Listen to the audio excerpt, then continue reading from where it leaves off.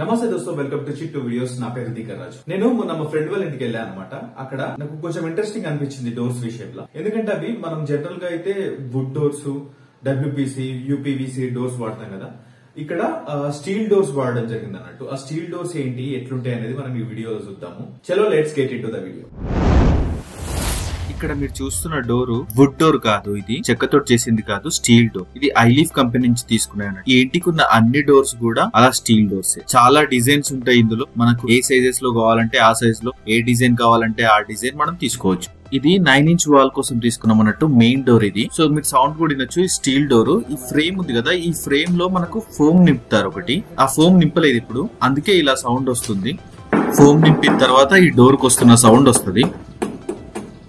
So ఇది మన out side అంతా 9" వాల్స్ ఉంటాయి కదా, ఇది 9" వాల్ కు పెట్టిన డోర్ అన్నమాట.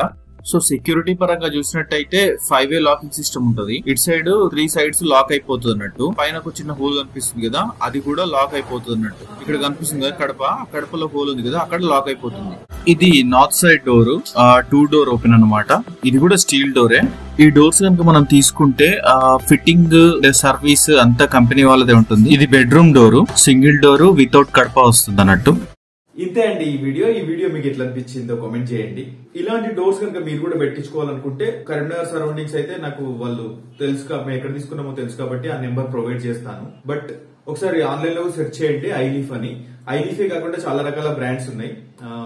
ఏ బ్రాండ్ అయినా తీసుకోవచ్చు. అంటే వుడెన్ డోర్స్ సైడ్ వెళ్లకుండా ఇటు సైడ్ వెళ్దామని చూసే వాళ్ళకైతే, ఇట్లా డిఫరెంట్ గా ట్రై చేద్దాం అనుకునే వాళ్ళకి చాలా మంచి ఆప్షన్ అవుతుంది.